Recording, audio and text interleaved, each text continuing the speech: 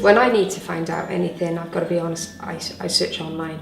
Quickest, most straightforward way. Mostly if I'm looking for information, looking for using my phone or my laptop, sometimes on iPad, sort of online normally.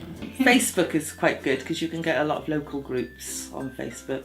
A mae'r ysgol yn hala lot o taflenni gytre gyda gwaith Bethan. I usually go to Google and do a Google search. We also use the Primary Times, which comes through the door. This is quite a useful tool.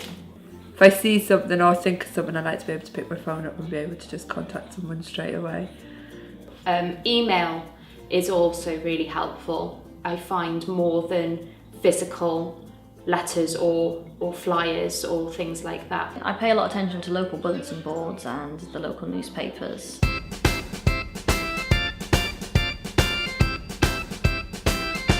Activities to do with my daughter and information about things like childcare. Support for the child. It could be anything from groups and clubs that they can be involved in, support for their well-being really. Well, my daughter Hannah, who's 17, has Asperger's syndrome, and I was looking for information about Asperger's syndrome when she was younger because we didn't really understand what it was. I am a carer for my eldest and he qualifies for disability living allowance, and due to my circumstances I'm a single mum, so I do rely quite a lot on benefits. However, I've also got an opportunity to do some freelance work. I thought it would be easy enough to get information regarding how it would work. Was symud si Gaerdydd tua 6 mis yn ôl. So I ddechrau dy ysgolion Caerdydd a ble gallai Beth yn mynd i ysgol Cymraeg.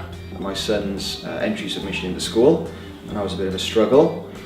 We've also, we still are always looking for information around childcare and what we're entitled to. We often struggle with childcare. When you're a first time mum, everything is you don't know. Is there a place you can take your baby so your baby can play when it's a newborn?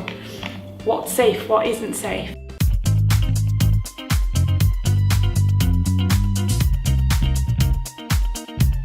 That it's easy to find your way around the website, the information's there, you don't have to trawl through 5 pages worth of bits to just get one bit of information. And don't have to be a Philadelphia lawyer to understand it. Yes. You know, written in layman's terms.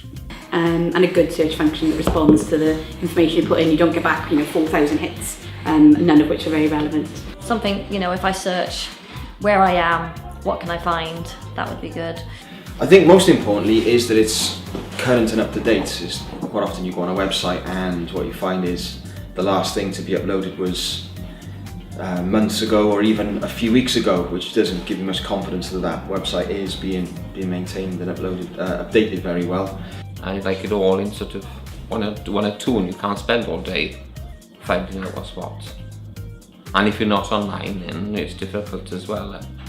It would be helpful for this project to have a free phone line or helpline, whether it be accessed through the phone, through the internet, or through texting as well, mind, because a lot of people do text. When things are only based on the internet, I find it a real barrier because I don't have a main computer in my house, so I rely on just using my phone, but the signal is absolutely dreadful. I do like forums on websites, especially parenting websites, because sometimes word of mouth or a bit of support from other parents is very, very useful.